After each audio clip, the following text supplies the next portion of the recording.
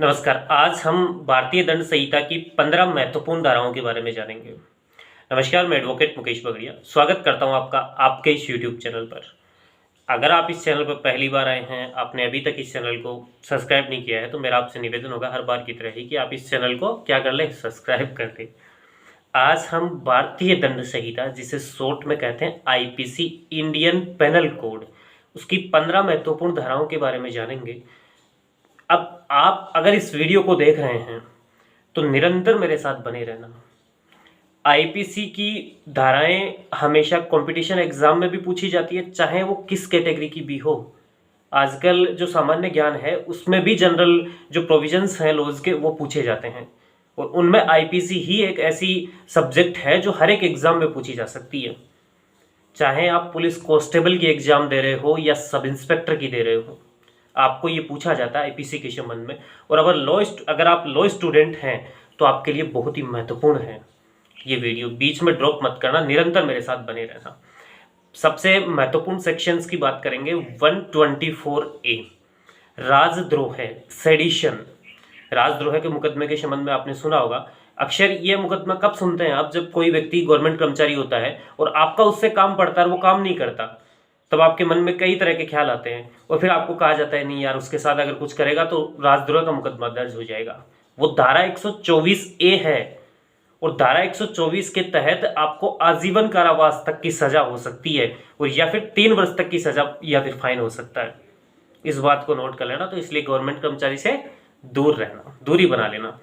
दूसरा सेक्शन है, महत्वपूर्ण सेक्शन है 300। हत्या को परिभाषित किया गया है, मर्डर को डिफाइन किया गया है इसमें, और इसके लिए पनिशमेंट है 302 में 302। पनिशमेंट में मृत्यु दंड से दंडित किया जा सकता है अगर कोई व्यक्ति हत्या का दोषी पाया जाता है, हत्या किए जाने का, और या फिर उसे आजीवन कारावास, या तो क्या होगा, मर्डर, उस हत्या की है तो फिर उसे मृत्युदंड से दंडित करेंगे, या फिर आजीवन कारावास से उसे, प्लस में फाइन भी होगा। ये चीज ध्यान रखना, जुर्माना भी निरूपित किया जाएगा। उसके बाद मेन सेक्शन आता है 304A। उपेक्षा या उतावलेपन से कोई व्यक्ति वाहन को चलाता है या कोई ऐसी एक्टिविटी करता है उपेक्षा या उतावलेपन से जिससे किसी व्यक्ति की मृत्यु कारित हो जाती है, 304A सेक्शन उस व्यक्ति पर लगता है, और 2 वर्ष तक की सजा उस व्यक्ति को दिलाई जा सकती है ऐसा एक्ट किए जाने पर। आप इस बात को ध्यान रख लेना, 2 वर्ष या फाइन। फिर आता है 304B, very very important sections हैं। डॉरी डेथ के नाम से जाना जाता है, दहेज मृत्यु के नाम से। इसमें कंडीशंस ये है कि कोई भी व्यक्ति किसी महिला का, जो हस्बैंड वगैरह है या नातेदार वगैरह है, उसको कोई शारीरिक क्षति कारित करता है, दाह या शारीरिक क्षति, और जिससे क्या हो जाती है, उस महिला की मृत्यु हो जाती है। पहली कंडीशन तो ये है, और दूसरी है कि उसके 7 वर्ष के भीतर, विवाह के 7 वर्ष के भीतर अगर किसी महिला की मृत्यु हो जाती है मारपीट वगैरह करने से, ये कंडीशन है 7 वर्ष के भीतर, तो फिर ऐसी दशा में 304B सेक्शन अप्लाई होगा उस व्यक्ति के ऊपर। नोट कर लेना आप इस चीज को, वेरी वेरी इंपॉर्टेंट है ये सेक्शंस। 304B के बाद में हम बात करेंगे 307, अटेम्प्ट टू मर्डर, हत्या का प्रयत्न, हाफ मर्डर जिसे आप जनरली कहते हैं, हत्या का प्रयत्न। 307 में 3 कैटेगरी के सजा के बिंदु हैं। पहला तो ये कि जनरली किसी व्यक्ति के हत्या का प्रयास करता है, जनरली किसी व्यक्ति को, और उसे कोई हट वगैरह नहीं होती है, तो ऐसी दशा में 10 वर्ष प्लस फाइन दे रखा है। लेकिन वहीं किसी व्यक्ति की हत्या का प्रयत्न किया जा रहा है और उस व्यक्ति को चोट कारित हो जाती है, तो फिर आजीवन कारावास तक की सजा हो सकती है, प्लस में जुर्माना तो आपको अधिरोपित किया जा सकता है आपके ऊपर।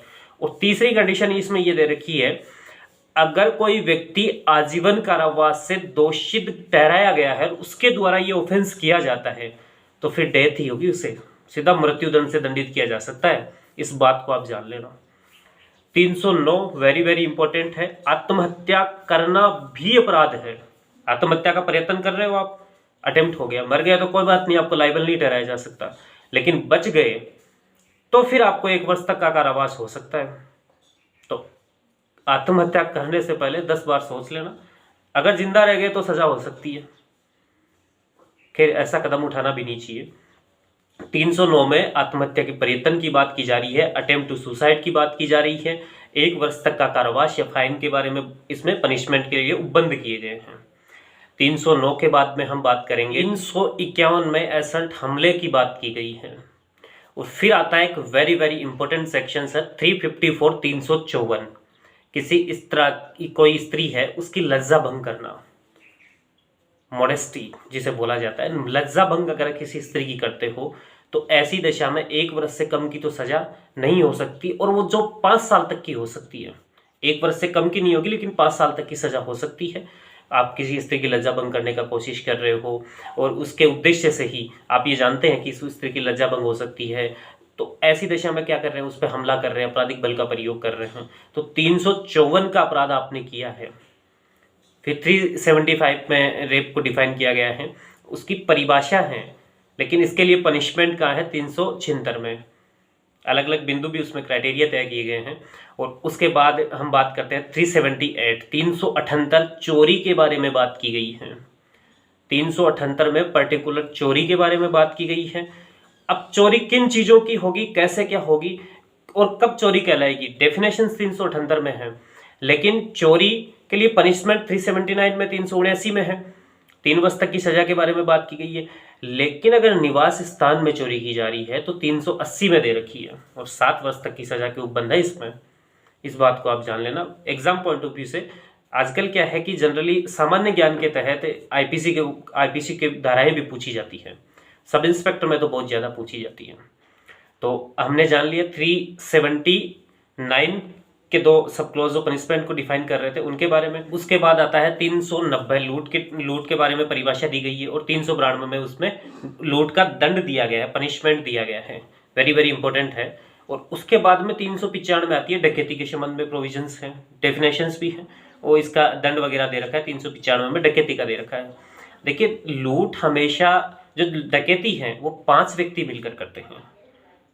लूट में 5 व्यक्तियों का होना आवश्यक नहीं है, लेकिन वही अपराध जो लूट वगैरह किया जा रहा है वो 5 व्यक्ति मिलकर करते हैं, तो ऐसी दशा में 395 अप्लाई हो जाता है। डकैती के प्रोविजंस उसके ऊपर लागू हो जाते हैं। अब हमने कुछ सेक्शन भी छोड़ दिए। पहला सेक्शन हमने छोड़ा 359 किडनैपिंग की बात कर रहा है, वेरी वेरी इंपॉर्टेंट है किडनैपिंग। और 362 कौन सा, अबडक्शन।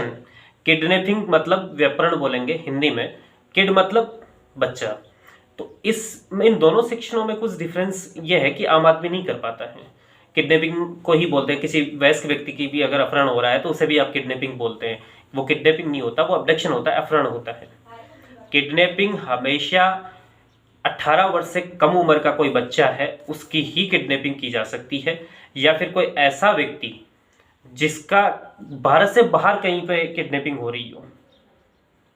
विधिपूर्ण संरक्षिता में से तो होती है, लेकिन भारत से बाहर हो रही हो तो फिर वो किडनैपिंग हो सकती है। लेकिन किडनैपिंग हमेशा किसकी होती है, बच्चे की होती है, वयस्क की नहीं हो सकती। और अपहरण वयस्क व्यक्ति जो 18 से ऊपर है उसका अपहरण होता है, अबडक्शन बोलते हैं इंग्लिश में इसे। अब एक सेक्शन अपना बच जाता है 411, जो कि चुराई हुई संपत्ति को रखने के संबंध में कहा गया है। अगर कोई व्यक्ति संपत्ति को चुराता है और उससे बेईमानी से आप प्राप्त कर लेते हो तो आपने 411 का ऑफेंस क्राइट कर दिया है, अपराध कर दिया है 411 का, और उसके लिए आपको पनिशमेंट दंडित किया जा सकता है 411 के तहत।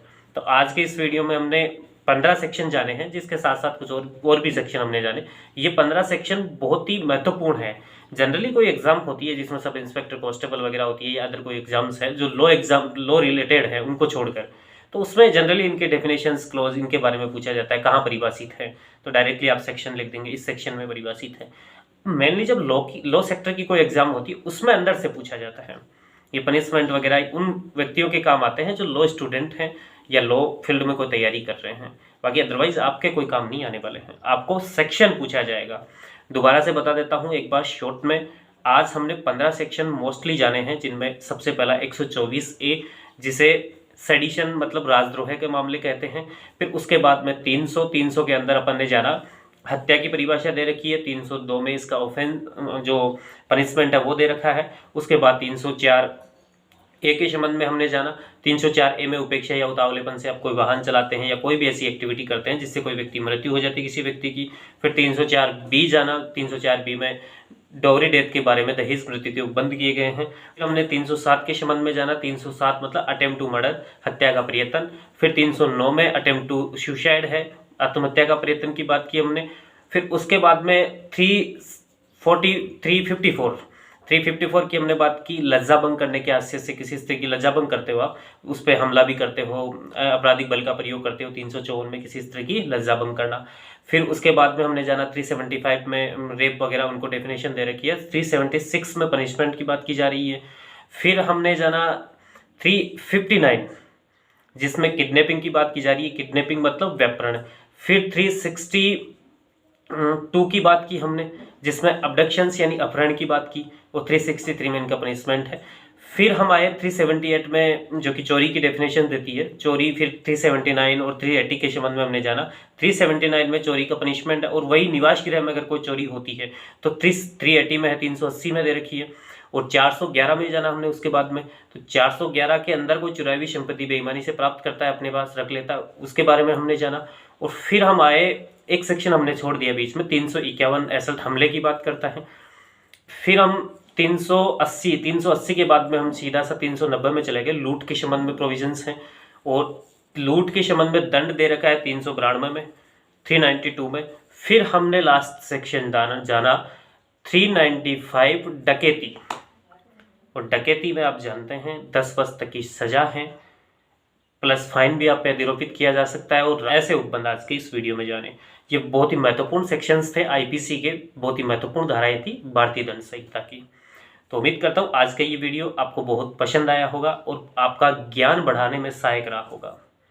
और आप भी चाहते हैं किसी विषय पर वीडियो बनाना, कोई समस्या है, आप कमेंट कीजिए। अगर मुझे प्रतीत होता है कि इस पर वीडियो बनाने की आवश्यकता है तो मैं निश्चित तौर पर उस पर वीडियो बना दूंगा। अभी के लिए बाय बाय, टेक केयर।